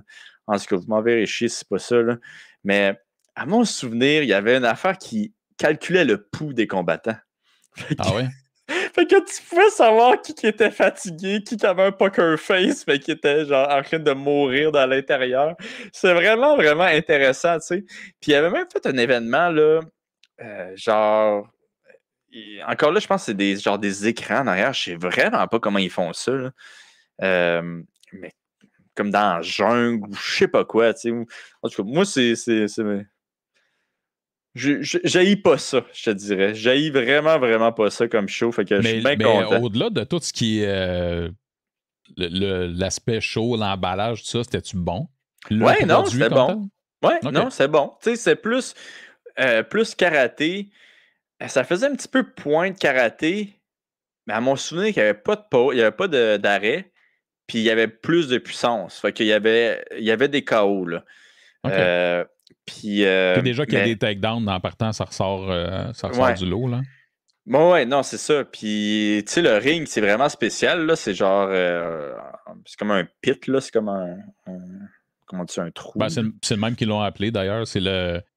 Ils ont volé ça à Jack Ackelman en passant. Hein? C'est pas fin, ça. C'est quoi ça? Ben, tu te rappelles le coach de Chuck Liddell? Sa place, ça s'appelait The Pit. Ah, c'est vrai. Ben ouais, t'as raison. Ouais. Mais écoute, c'est ça. Georges va être le Karate Sensei. Un sensei. Mais attends, c'est Karaté Combat ou Combat Karaté? Il y en a-tu deux? C'est Karaté Combat qui est marqué dans l'article. Puis ils ont-tu fait comme Mortal Kombat puis mis un K à Combat ou? Ouais, ben non. Non, c'est un C. OK, c'est... Ça, c'est dans ce que t'aimerais, là. Ben ouais. Ben là, moi, j'espérais, mais bon. Okay, puis les commentateurs, c'est Finish him. Là, mais tu sais, j'espère qu'ils vont mettre un Georges sur un trône, là, en plein milieu, là. J'espère qu'ils vont avoir ce flash-là. Ouais. Ça a l'air d'être de quoi je parle. OK. Ben, on tiendra les gens au courant, là. J'étais un peu flabbergasté de savoir que c'était la 3e saison. Puis, je suis pas flabbergasté que ça soit pas mainstream, mais que, tu sais, comme on entend plus ou moins parler, du moins, c'est peut-être juste moi qui ai déconnecté complètement. Ouais, c'est ça. Vraiment ça? Excuse-moi, là, ouais, c'est ça. Ah, check ça, là, les beaux décors en arrière, comme dans Savane, là, comme dans... c'est hot. Parfait, on va garder un œil là-dessus. Man, oui. Là, j'aimerais ça juste que tu essuies un petit peu la bave que tu as sur le bord de la bouche maintenant. Ouais, là... OK, quoi cette sensation? C'est... Oh boy. Sinon, ben écoute, dans les nouvelles, on a Junior Dos Santos qui, lui, va en appel plutôt, de sa défaite contre Cyril Gane. On se rappellera que Gane lui avait donné un bon coup de coude sur le côté de la tête et lui maintient double down sur le fait que ça a été dans la zone interdite. Donc, ça va en appel avec ça. C'est pas... En fait, je suis un peu étonné qu'il y ait un appel qui se fasse maintenant. Écoute, je jouais à Nostradamus, là. Ah ouais, donc? Ça va rien changer. Ben, l'histoire des appels nous a prouvé ça dans le passé. Ça a déjà fonctionné, un appel? Ah, je pense que ça a déjà fonctionné. Je pense que ça arrivait à Drew Dober, en fait. Ah ouais? Ça arrivait à Drew Dober. Je sais que ça arrivait une fois, ou en tout cas. Mais sinon, des appels, il y en a eu sans bon sens, puis avec des résultats négatifs, comme tu dis. Ça, c'est... À mon souvenir, c'était au Brésil. Drew Dober se battait contre un Brésilien, puis il perd les premiers rounds. Puis au deuxième round, il commence à prendre le dessus. Puis, en tout cas, il y a comme je pense peut-être un takedown ou quelque chose. Puis, je pense que Drew se fait prendre en guillotine. Puis Drew... Je me souviens pas de ça pas en tout. Ça fait longtemps, là. Puis Drew passe la garde. Puis la seconde qu'il passe la garde, l'arbitre fait non, hey, il a tapé, il est out ou je sais pas quoi. Puis Drew fait genre, what the fuck, je viens juste de passer la garde, là. C'est quoi qui se passe? Puis il dit, ah non, le combat il est fini, t'as perdu. Genre, puis là. Ça faisait aucun sens. Tu sais, Drew qui est quand même cool Raoul, là, comme dude, là, il capotait. Il capotait, man. Puis il a gagné son appel. Là. Ouais, c'est un no contest. Qu'est-ce qui est arrivé, là, si je me souviens bien. Là. OK. Mais tu vois, c'est comme depuis des années, Dana essaye de faire enlever la défaite à John Jones. Ah ouais, c'est vrai ça. Hey, quand c'est le boss de l'UFC qui dit je vais enlever tu me niaises, tu à un moment donné lâche le morceau body. Puis tu sais, c'est une petite qualification. Là. Je veux qu'il y ait un haut. OK. Mais fais pas de coup illégal, ça va commencer par là. Ouais, c'est ça. Non, c'est du grand Dana, tu sais. Puis là, à cette heure qu'il y a un gars qui a un 0 qui est Habib, là, il veut pas qu'il parte. C'est comme ça. Hey, ça te tente qu'on s'en aille un peu dans la scrap du MMA? Ouais, excuse-moi, je voulais juste être sûr que je disais pas n'importe quoi, mais oui, ça a bien une égalité. C'était contre Leandro Silva que Drew Dober s'est arrivé. Ça a été changé pour une égalité, ouais. Pour une égalité. Et voilà. Ben, j'imagine que c'est un no contest, là, mais ils se sont trompés. Ouais, c'est sûr que c'est un no contest. Là. Je pense pas que tu peux avoir un draw dans cette situation-là. Nope. J'ai de la scrap pour toi, mon boy. Yes! Ouais. Puis qu'est-ce qu'il y a dans la scrap? Il y a les commentaires du Canadian Gangster. Ah! À la première scrap. Non, ben pas dans la scrap, mais là, tu vas commenter la scrap du MMA. Je pensais que je faisais la une de je sais pas quoi. Non, mais écoute, ça s'en vient. Là. Je sais que tu vas t'échapper en quelque part avec la PFL. Ouais. Est-ce que les champignons magiques sont une cure pour les combattants, pour les cerveaux des combattants de MMA? Ah, puis ils ont mis... Bel article. C'est lancé par le MMAfighting.com. C'est-tu on le call creepy qui l'a fait rire. Non. C'est vraiment drôle. C'est un article de Esther Lynn de chez MMA Fighting. Puis ça m'a fait penser à toi que tu t'es dit « Ah, c'est une bonne idée. » Puis en fait, ce qui est drôle là-dedans, c'est que c'est King Mo qui, lui, prétend que prendre des psychotropes, ça va faire en sorte que ça va améliorer la qualité des combattants, leur cerveau, etc. Puis lui, c'est comme si dans sa tête, il disait « Ah, ben, tu peux pas avoir de CTI puis de problèmes de cerveau. » Ou ben, ça en tout cas, c'est très drôle parce qu'il y a un lobby pour ça. Puis on s'entend que je pense pas que vous n'avez entendu nécessairement parler de façon sérieuse à date. Mais pourquoi tu dis que c'est moi qui aime ça, ces affaires? J'ai jamais pris de mushroom de ma vie. Là. Non, mais t'aimes ça, ces histoires. Ah, ok, ces histoires-là. On va juste s'assurer là, que ça soit vraiment clair. J'ai-tu déjà dit ça, moi? J'étais-tu sur le mushroom quand j'ai dit ça? C'est...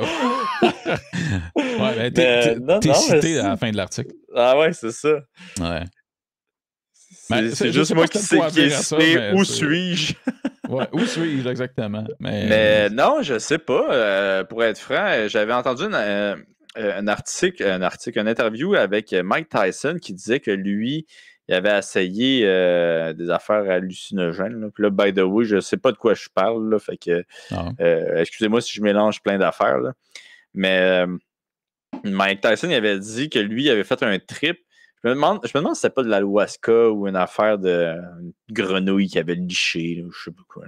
Ouais. Puis. On avait parlé à Rogan, non? Ouais, ça se peut. Puis il avait dit que lui, ça avait enlevé tout son ego. Puis quand t'as pas d'ego, c'est pas tant bon pour des athlètes. Fait que. Ah ouais, puis là, il disait que cet ego-là était parti et puis tout ça. Puis là, ben là, ça a été réveillé il y a quelques mois pour faire quelques millions de dollars. Ben, il avait l'air d'avoir moins d'ego, je te dirais, à ce combat-là, par exemple. Non, mais il disait... il avait l'air de s'en calisser. Non, mais avant le combat, ce qui a mené au combat, là, tu sais, quand on voyait des portions de training là, sur les réseaux sociaux. Ah ouais. Puis là, à un moment donné, il avait parlé soit à Rogan ou genre, c'était dans une de ces vidéos-là, puis il disait... Tu sais, comme la bête est ressortie, là c'est comme mon ego. Puis là, tu sais, genre, c'était drôle parce que là, tu vois tous les yeux de Tyson allumés comme dans le temps, là, tu sais. Mais genre dans la cinquantaine, là, pis ça. Fait que c'est pour ça que je fais référence. Parce qu'il parlait beaucoup de son ego. À chaque entrevue qu'il faisait, comme des Rogan de ce monde, il parlait de son ego de l'époque, puis tout ça. Puis c'est, entre autres, qu'il drivait. Sorti la cocaïne. Mais bon. Ah ouais, Chris. Ben non, mais tu sais, il s'est jamais caché de ce qu'il a fait dans sa vie, là. Mais je trouvais ça super drôle. Fait que, mais je ne sais pas si les champignons magiques vont vraiment faire en sorte que les gens, les combattants auront une meilleure qualité de vie. Mais c'est ça, oui, il y a Uncle Creepy qui parlait de ça, mais King Mo. Puis... En tout cas, ça me fait vraiment rire. On n'arrête pas le progrès, mon gars. Écoute, je vais l'essayer. Je te dirai après ma carrière. Là, Ouais. Et je prends des notes là-dessus pour qu'on ait un peu de contenu. Et sinon, on va parler encore de. La semaine dernière, on avait parlé, ou le 2 semaines, on avait parlé de Cruz, Dominic Cruz, qui avait son call-out, c'était Molenkamp, le gars de Monster Energy. Puis, bon, ça vaut ce que ça vaut. Mais lui, c'est parce que son claim, c'est que ce gars-là, nuit aux fighters, il fait en sorte que, en fait, il donne tout l'argent que Monster donne à des combattants.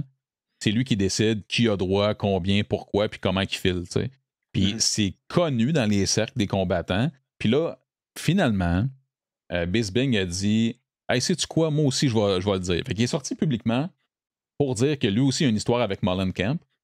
Du fait que Molenkamp, ce qu'il fait, c'est qu'il dit « Hey man, regarde, si tu fais comme si t'es mon chum puis tu me donnes du clout, je vais te donner de l'argent sur un sponsorship. OK? C'est un peu comme ça que ça fonctionne, sa gimmick. Puis Bisbing, il a appelé Bisbing puis il a dit hey, on est des amis, on est des amis. Et Bisbing a dit non, on est des partners en affaires, puis that's it. Puis arrête de dire au monde qu'on est des amis, on se connaît pas, on sort pas ensemble, on fait rien, là. Puis genre, tout de suite après, il a perdu sa commandite. Puis il était broke, là. De la façon dont il parlait, il était broke à ce moment-là, tout ça.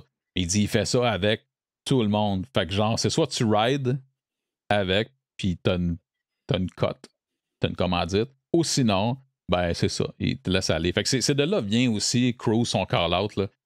C'est beaucoup en lien avec ça. Puis tranquillement, ça commence à sortir, mais ça sort pas des gens qui sont actuellement actifs la plupart du temps, évidemment. Puis qu'est-ce qui est drôle, c'est que ils sont commanditaires de l'UFC encore à ce jour, là, Monster. Mm-hmm.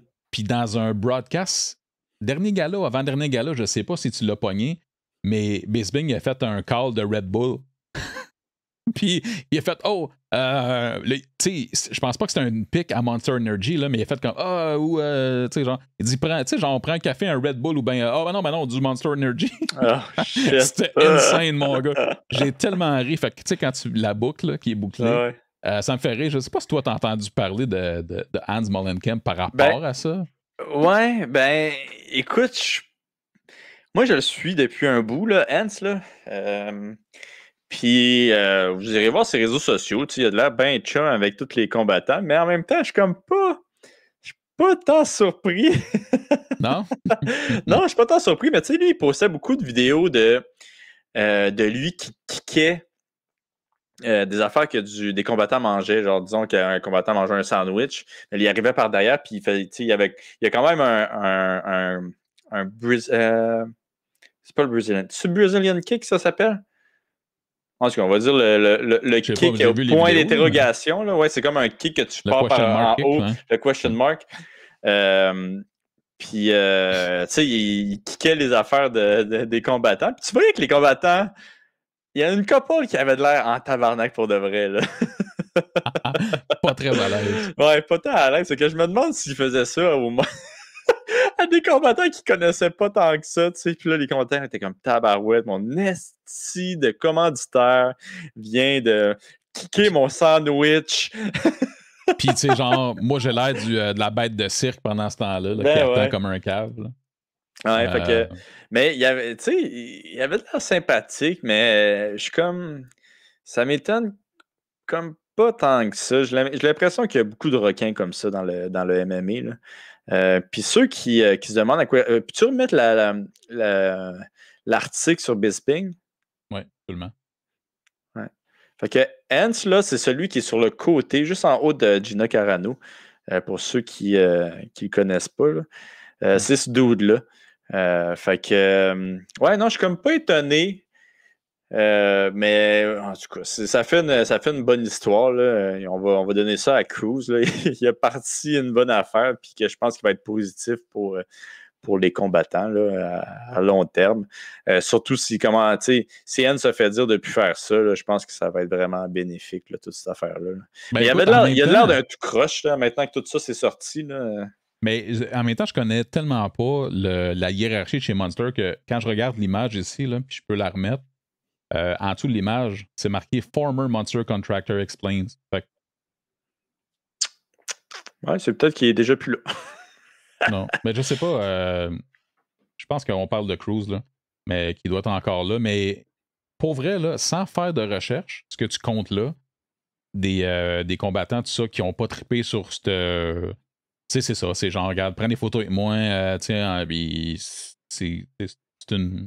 une leech là, de ce qu'eux autres disent, tu sais.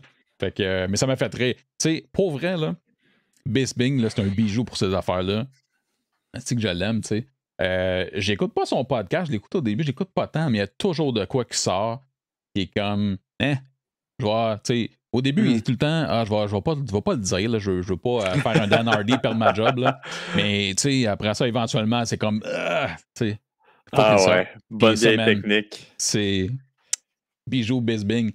Je veux finir avec... on a une contribution pour la scarpe du MMA cette semaine, mon chum. Ooh. Hugo Legend. Je parlais avec lui, puis il était quand même... Il est très vocal. et émotif par rapport à Herb Dean. Tu sais, on en parle, c'est plus difficile pour Herb Dean depuis un certain temps.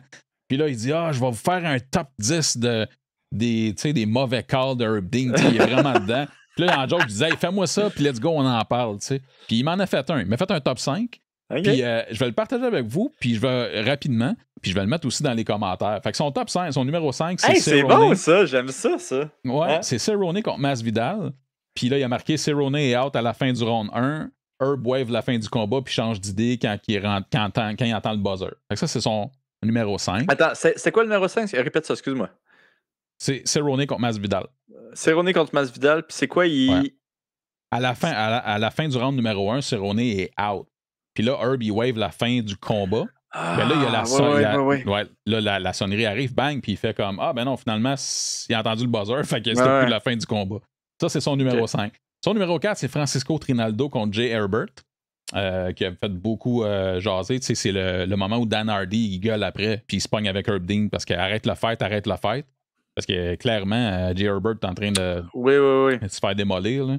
Puis ça, c'était pas à Abu Dhabi. En tout cas, c'est dans la pandémie, là, c'est arrivé, ça fait pas si longtemps.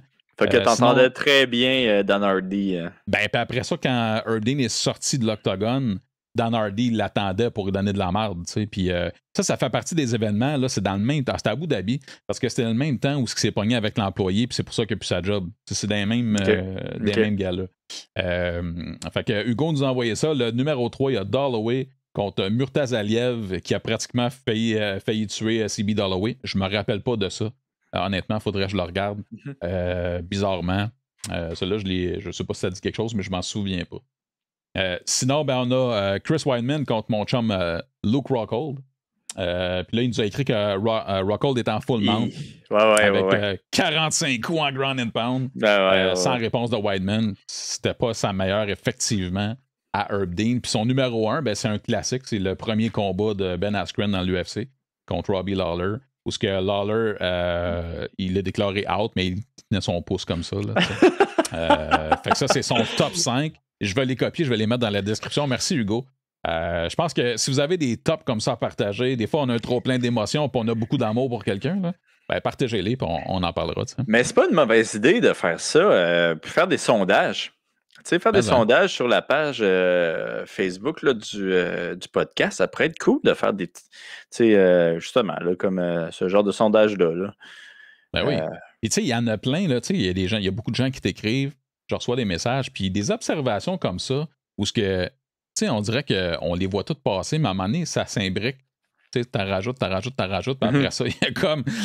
OK, là, c'est assez. Il me semble que là, il y a une tendance. Là, puis, c'est un peu ce qu'on a vu avec... mais des fois, quand c'est concentré, on le constate rapidement. Cette année, on a eu la découverte de l'arbitre Chris Tognoni, tu sais, que lui, c'est un peu n'importe quoi. Ses combats, ils les arrêtent pas, ils les arrêtent trop vite et c'est pas clair. Il y a toujours quelque chose comme ça qui se passe. Il y a le juge Chris Lee sur qui on bâche constamment. Et il y a plein d'affaires aussi qui peuvent être positives, là, mais si vous avez des trucs, puis nous autres, on va essayer peut-être de trouver des idées pour les mousser sur Facebook, sur nos plateformes, mais j'ai trouvé ça bien le fun qu'il me partage ça, parce qu'au début, il me dit ça en joke, puis il l'a fait finalement. Fait que c'était vraiment cool. OK. Wow. Non, du beau travail. Okay, on a plein de bonnes idées pour le futur du podcast. Le moment Meunier, le moment Xavier. T'apprends ça? Comme ça, là, les top 5, top 10. Top 5, je trouve ça le fun. Top 5, c'est top 5, c'est le fun. Puis écoute, on pourrait peut-être rendre ça plus intéressant. Je pourrais faire des visuels qui ont de l'allure, ces choses-là. Là. Mais Colin, let's go, partagez ça. Sinon, on a toutes nos nouvelles de la scrap. Tout est là. La semaine est rappée. N'oubliez pas qu'il y a les combats de Corinne Laframboise en fin de semaine. De Xavier Aloui qui défend sa ceinture aussi chez UAE Warriors. Vous irez voir ça. Normalement, c'est gratuit sur YouTube. Par contre, ça peut être très tôt le matin à cause des heures de décalage. Sinon, je manque-tu quelque chose avant de finir le podcast, mon chum? Non, je pense qu'on a... Crime, on a quand même fait... je sais pas, on est rendu à combien d'heures, là, mais... Une heure et demie. Comme on fait depuis une couple de temps, c'est pas mal des heures et demie. Ouais, c'est super facile. Hein? My God, ça passe comme... vraiment rapidement. Ouais, c'est normal, t'es en bonne compagnie. Écoute, MVP, pour de vrai, là... J'ai tellement hâte de te donner un gros câlin. Là. Ouais, ça sera pas tout de suite. Non. Correct. Mais écoute, mon câlin, il va être ferme, respectueux. Je suis très bon dans les câlins. Attention, le MeToo, hein, ça arrive vite. Ça arrive très vite. Imagine, tu me calls avec le MeToo, toi. Mais l'affaire, par exemple, avec les combattants, tu sais, les câlins, il y a une mince ligne entre qu'on fait un câlin ou un beer hug. Là.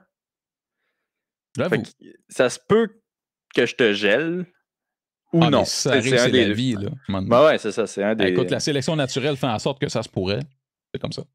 Ouais, vraiment. Là, tu sais. Ouais. C'est là. Écoute, moi, j'ai terminé. Tu sais comment ça se passe. Le mot de la fin awkward t'appartient comme toujours. OK.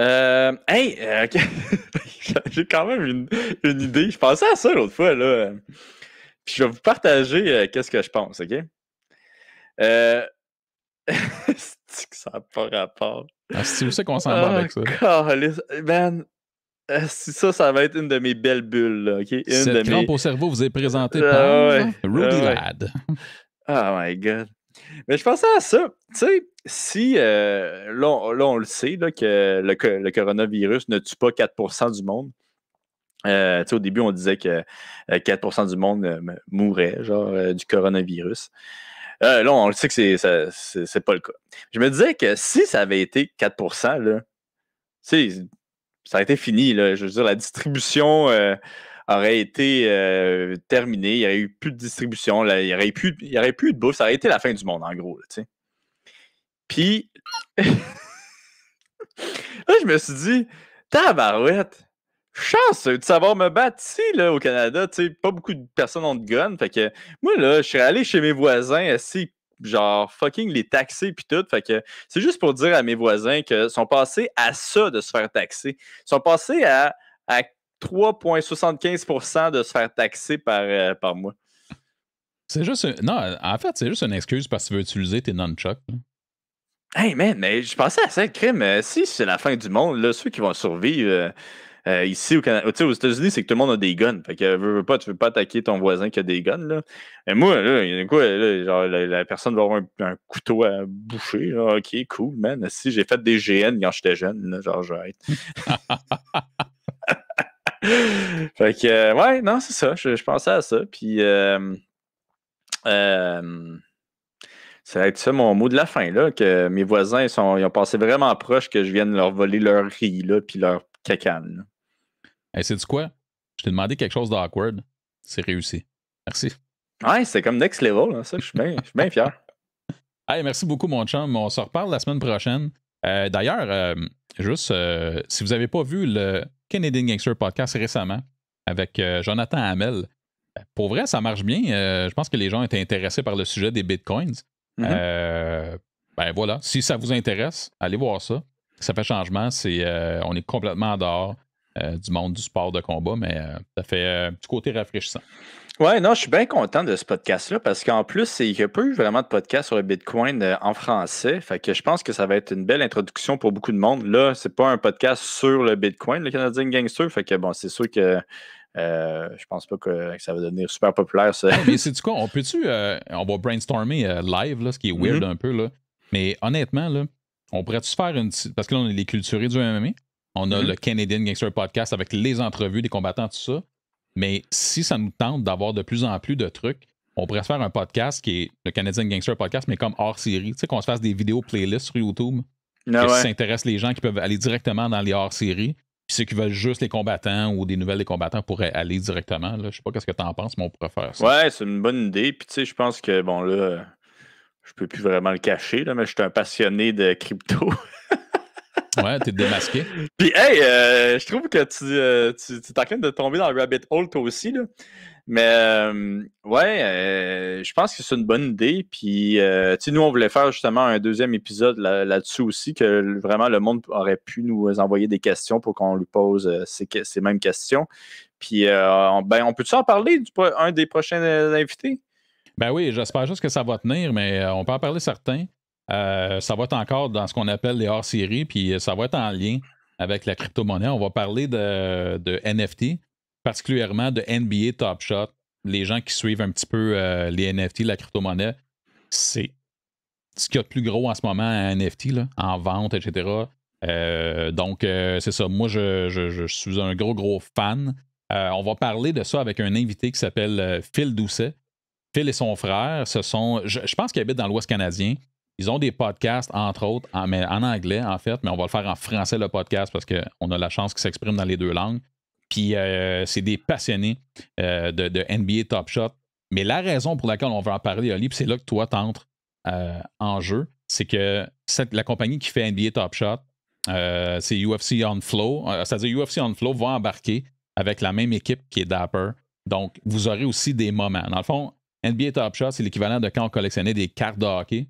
Mais maintenant, c'est des moments. Puis c'est des moments vidéo. Et l'UFC s'en vient avec ça. Ça fait déjà plus d'1 an qu'ils travaillent là-dessus. Et là, ils font des tests en ce moment. Dans pas long, ça va arriver. Fait que si c'est le genre de truc qui vous intéresse, des trucs à collectionner, ben là, il y aura des moments de UFC, puis ça va être le même contexte de la rareté, etc., etc. Mais c'est vraiment intéressant si vous êtes là-dedans. Ça fait des années, moi, j'ai rien collectionné, Ali, des cartes de hockey, tout ça, mais quand on était jeune, j'en avais, je tripais là-dessus. Ben là, c'est l'équivalent là, pour les adultes. Là. C'est comme le jouet pour les adultes. Puis vraiment, ils ont le plus gros podcast en lien avec ça, mais Phil est un fan de MMA aussi. Fait qu'on va faire tous les liens qu'il y a entre NBA Top Shot et le UFC, mais surtout, on va parler NFTs. Puis des NFTs, je sais que tu adores ça. Puis donc, vous allez vous rejoindre direct là. J'ai vraiment hâte. On est supposé d'enregistrer ça mardi prochain si tout va bien. Puis, ben c'est ça. J'ai hâte d'avoir ton take là-dessus. Je sais que tu n'es pas un fan de basket comme tel, mais je pense que l'idée derrière qui va amener au UFC, ça t'intéresse. Ouais, non, je pense que ça va changer beaucoup de choses, mais on va pouvoir en parler justement dans ce podcast-là. Là. Puis là, pour ceux que ça les intéresse pas, inquiétez-vous pas, on va aussi avoir des combattants comme invités très prochainement. Fait que c'est ça, je pense qu'on va être bien occupés dans les prochaines semaines. Fait que je suis bien content. Ouais. Si vous aimez le travail qu'on fait, si vous avez aimé ma petite histoire que mes voisins ont passé à ça de se faire taxer leur riz, vous pouvez aller sur le Patreon, nous encourager. Puis là, tu sais, nous, on a parlé de... Là, je suis en train de tout dévoiler nos idées. Là. Je suis désolé, MVP. Là. Mais tu sais, on a parlé de NFT de UFC. Un des plans, c'est justement d'ouvrir des moments comme ça avec vous.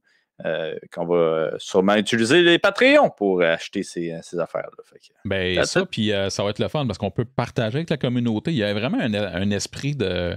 Ouais. Je pense que ça va rapprocher tout le monde, puis on va avoir des histoires à se raconter en dehors de ce qu'on vit dans les galas, tout ça. C'est hallucinant, là, je pense, à la base. Fait que j'ai bien hâte que ça se fasse. J'ai hâte d'avoir une date là-dessus, mais ça s'en vient. Ouais, j'espère que juste en disant ça, c'est pas tout le monde va voler nos idées, là. Mais ouais, non, ce serait le fun de faire un partenariat avec, disons, Faber puis ces gars-là, puis qu'on ouvre ça tout en gang, là, ça pourrait être cool. Ben, clairement, puis on pourrait se garder des moments là, avec à faire des lives encore. On n'a pas fait encore des lives. Et ça, c'est le genre de truc super. Comme en ce moment, ce que les gens font beaucoup pour la NBA Top Shot, c'est exactement ça. Il y a une communauté. Puis là, tu rouvres ton pack, au lieu de l'ouvrir, t'attends, puis tu rouvres live avec les gens. Genre, fait que tu as les réactions à chaud. Puis aussi, ce qui est cool, c'est que tu peux donner des moments. C'est con, là, mais normalement, tout ce que tu achètes, tu peux rien faire avec ça. Et si, mettons, je trouve un moment cool, je peux te l'envoyer gratuitement ou je peux le mettre à bande, évidemment, comme n'importe quoi, parce que c'est toi qui le possèdes. Fait que si on fait ça, ben, dans la communauté, il y a peut-être du monde qui vont se donner mutuellement des moments, puis ça peut être vraiment cool. Des KO de Charles Jourdain. Ben, that's it. Ou de Eman Zahabi. Ouh. Ah non, moi, je vois ça super bien, là, comme 10 000 en circulation, Charles Jourdain, là, t'ouvres ton pack, t'espères pogner un Charles Jourdain avec un serial number super bas, man, puis et voilà. Fait que tu collectionnes tes combattants préférés, puis après ça, ben, c'est l'offre et la demande, puis tu peux les revendre ou en acheter, puis c'est simple comme ça. Ouais. Ouais, ben je pense qu'on va, je me répète, là, mais on va en parler plus en détail là, des NFT. C'est un monde méga intéressant. Ouais. Puis on va pouvoir en parler justement pourquoi à ce moment-là. Donc, that's it. Hey, merci mon chum, tu passes une bonne semaine, puis on se reparle dans pas long. Toi aussi, mon MVP Rush, mon vaillant sidekick.